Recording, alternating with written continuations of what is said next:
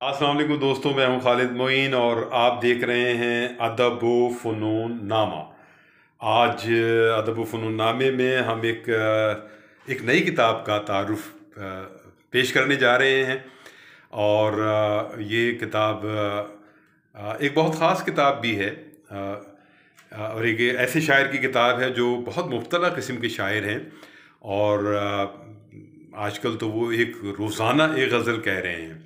जी हाँ, रोज़ाना वो एक गज़ल कहते हैं और फेसबुक पर बाकायदा तारीख के साथ लगाते हैं।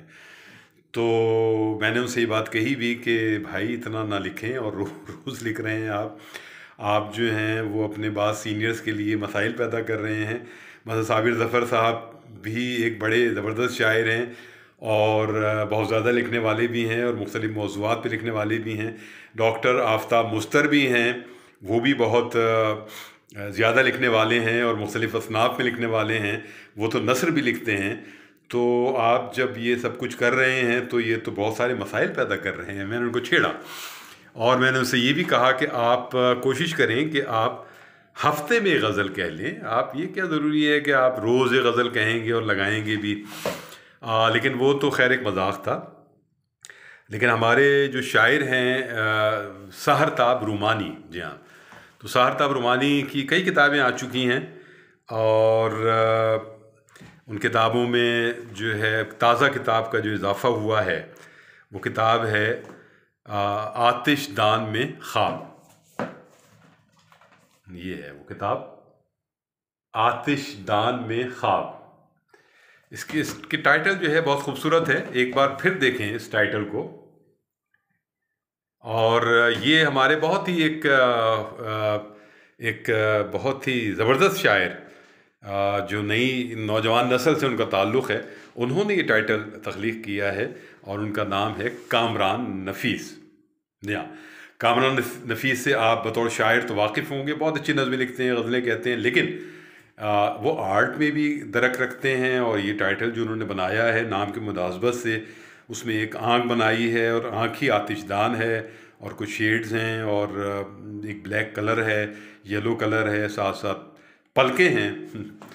तो ये एक बहुत बामानी टाइटल है जो बहुत मोहब्बत से बनाया है कामरान नफ़ीस ने सहरताब रूमानी के लिए। तो सहरताब रूमानी जो हैं वो इब्तिदा में सिंध में रहे, 5 साल खैरपुर में रहे और 20 साल उन्होंने सखर में गुजारे।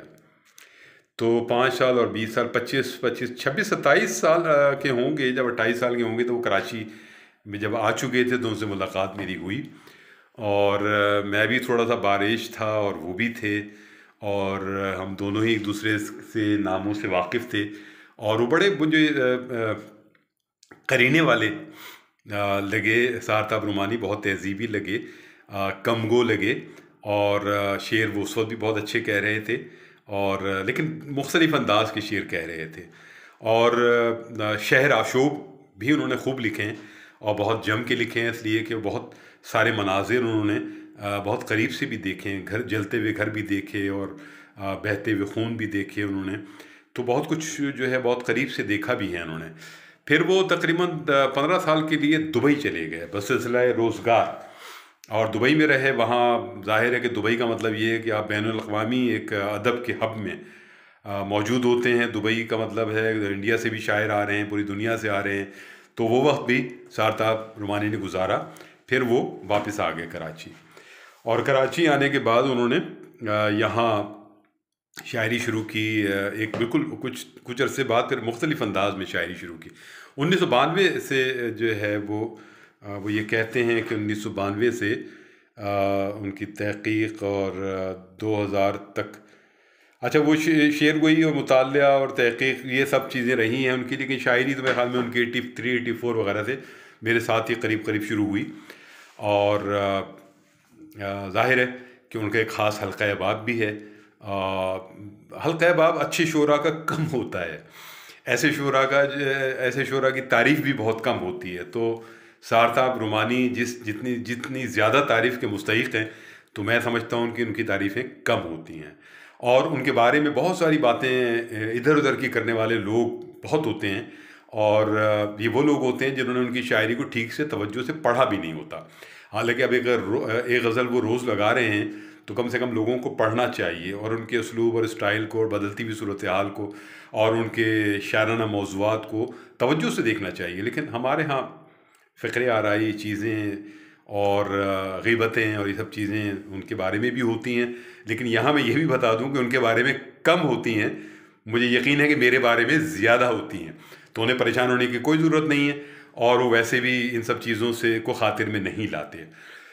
वो एक मुख्तला शायर की तरह अपना काम किए जा रहे हैं और गज़ल उनका एक महबूब सिन्फ़ सुख़न है जिसमें वो बहुत डूबे हुए रहते हैं।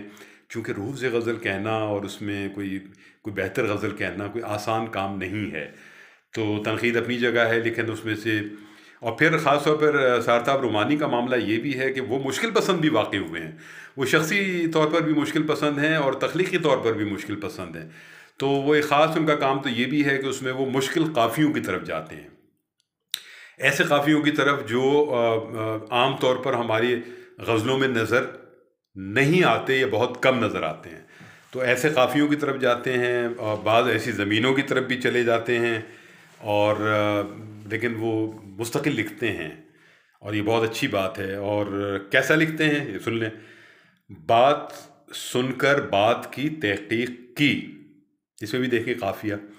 बात सुनकर बात की तहक़ीक़ की, मैंने ऐसे ही नहीं तौसीक़ की, मैंने ऐसे ही नहीं तौसीक़ की। हर किसी को ये अता होती नहीं, हर किसी को ये अता होती नहीं, शायरी तो बात है तौफ़ीक़ की। ये उन्होंने जवाब दिया है ऐसे बहुत सारे मोतरिज़ीन को कि शायरी तो बात है तौफ़ीक़ की। तो मतलब है तो आप भी करके दिखाएं, अगर आप मुझ पर बात कर रहे हैं तो अगर ये इतना ही आसान काम है तो आप भी करके दिखा दें। जब तलक ज़िंदा था पूछा तक नहीं, जब तलक ज़िंदा था पूछा तक नहीं, मर गया तो उसने भी तस्दीक़ की।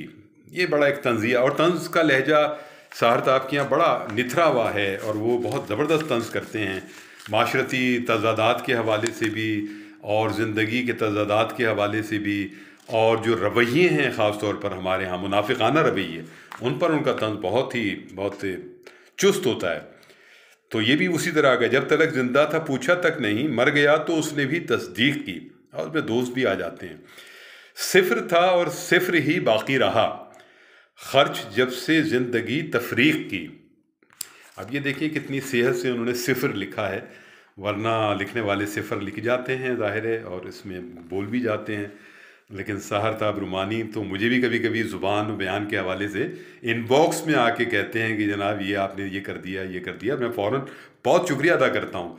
तो सारताब ये सिलसिला छोड़ना नहीं अपना, आप मुझे इनबॉक्स में की करें या वहाँ करें, कहीं भी करें, मैं उसका बहुत शुक्रगुज़ार रहता हूँ कि किसी ने मेरी बात को जो है वो देखा और मेरी किसी गलती को महसूस किया और मुझे उससे मुत्तला भी किया। तो मैं बहुत शुक्रगुज़ार रहता हूँ ऐसे तमाम अहबाब का, जिसमें सारताब रुमानी भी शामिल हैं।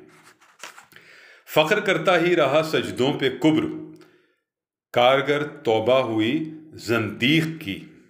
यह बहुत ही खूबसूरत शेर है। मसला मंज़र की बेनूरी का था, मसला मंज़र की बेनूरी का था, आखिरी हद पर था मैं तत्बीक़ की। अब ये तत्बीक़ का एक ऐसा लफ्ज़ है जो कि ज़रा सा मेरा ख़्याल है कि ये मुश्किल हो जाता है, इस तरह के लफ्ज़ जो बिल्कुल आउट ऑफ प्रैक्टिस हों बहुत सारे लफ्ज़। तो फिर या तो उनकी नीचे उसकी तशरीह भी लिख दें, लफ्ज़ की वजाहत कर दें कि इसके क्या माने हैं। उसकी दुनिया का सहर करते भी क्या, अपनी दुनिया हमने ख़ुद तख्लीक़ की। ये बहुत ही जिसे कहते हैं ज़बरदस्त और एक बहुत हिम्मत वाला और बहुत ही विज़डम वाला शेर है कि अपनी दुनिया हमने ख़ुद तख्लीक़ की। आज घर के किवाड़ भेड़ के हम, अब ये भेड़ का लफ्ज़ कैसे आया, यही काफ़िया चल रहा है। आज घर के किवाड़ भेड़ के हम, काम बैठे हैं सब नबेड़ के हम। क्या कहने हैं, कैसे बैठे हैं देख दुनिया के सारे फैलाव को सुकेड़ के हम। बहुत अच्छा शेर है। ज़िंदगी फिर इधर चली आई, दूर तक आए थे खुदेड़ के हम। ये ज़रा सा मर्दाना शेर है लेकिन अच्छा है, क्या कहने। पहले गिनते थे सिर्फ पेड़ों को, अब तो गिनते हैं फल भी पेड़ के हम। ज़बरदस्त। इस एक गज़ल और के शेर और भी आपको सुनाऊंगा। इसका जो इंतसाब है उस पर भी मुझे बात करनी है। सरताब ने इस किताब का नाम जो आतिशदान में ख्वाब है, उसका जो इंतसाब है वो किया है एजाज़ रहमानी साहब और आरिफ शफ़ीक़ साहब के नाम। तो ये बहुत अहम बात है। ये दोनों ही कराची के क्या बल्कि पूरी उर्दू दुनिया के बहुत अहम शोरा में शुमार होते हैं। दोनों ही मरहूम हो चुके हैं और दोनों ही हाल में मरहूम हुए हैं। तो ये सरताब का एक बहुत अच्छा कदम है कि उन्होंने अपने बहुत करीब के जो गुज़र जाने वाले एक बुज़ुर्ग और एक हमसे ज़रा सा सीनियर शायर आरिफ शफ़ीक़, एजाज़ रहमानी हमसे ज़ाहिर सीनियर शायर, तो ये उनके नाम उन्होंने मानून की है, किताब डेडिकेट की है। ये बहुत अच्छी रिवायत है, ये बहुत ज़िंदा और ख़ूबसूरत रिवायत है, उसको आगे बढ़ना चाहिए। और एक बात मुझे ये करनी है कि इसमें एक मज़मून है और ये मज़मून जो है वो मुझे ये समझ में बात नहीं आई कि क्या अब पब्लिशर्स जो हैं वो मज़ामीन भी लिखेंगे, वो नाक़िद भी हो जाएंगे, वो पहले ही जाने क्या क्या कुछ हैं, तो क्या ये ज़रूर है कि वो अब पेश लफ्ज़ भी लिखेंगे, मुक़दमे भी लिखेंगे? ये बात महल नज़र होनी चाहिए और शायर को सहल पसंदी का मुज़ाहरा नहीं करना चाहिए कि एक बना बनाया मज़मून अगर आ गया है या आप अगर किसी से ये दरख्वास्त नहीं कर सकते, आपका मिजाज नहीं है, तो फिर जो है मौजूद वो आपने कर दिया। उसकी वजह ये है कि जिन साहब ने वो लिखा है उनका कोई फ़नी कद-व-क़ामत नहीं है और मुझे इस पर सख्त एतराज़ है कि इस तरह के मज़ामीन और इस तरह की रिवायत को आगे नहीं बढ़ाना चाहिए। तो ये जुमला मोतरज़ा था सरताब रुमानी, और ये चूँकि मैंने किताब पढ़ी तो मुझे ये बहुत ज़्यादा खला, क्योंकि वो बहुत तवील मज़मून है और सिर्फ तारीफ़ी मज़मून है। और ज़ाहिर है कि उनका कितना मुतालिया है, वो कितनी समझ बूझ है और क्या सूरत हाल है। तो शायरी तो बहरहाल आपकी खूबसूरत है और बामानी है और उसमें बहुत सारे रंग मौजूद हैं। बहुत सारी ऐसी बहरों में भी लिखा है आपने जो बहुत मुश्किल बहरें हैं। छोटी बहरों में ही लिखते हैं आप, लेकिन एक जहान मानी को तराशने की कोशिश करते हैं। मौज़ूआत आपके पास बहुत सारे हैं, ज़िंदगी से ले लेते हैं आप मौज़ूआत, ये बहुत अच्छी बात है। तो मैं जो उसको टोक रहा हूँ अपना रास्ता रोक रहा हूँ, मैं जो उसको टोक रहा हूँ अपना रास्ता रोक रहा हूँ, अपनी ही तस्वीर बनाकर उस पर कीले ठोक रहा हूँ। तू दस्ता तलवार का और मैं तलवारों की नोक रहा हूँ। तू है गर तहजीब पुरानी, मैं भी वर्षा लोक रहा हूँ। परचूनी सामान नहीं है, सारा सौदा थोक रहा हूँ।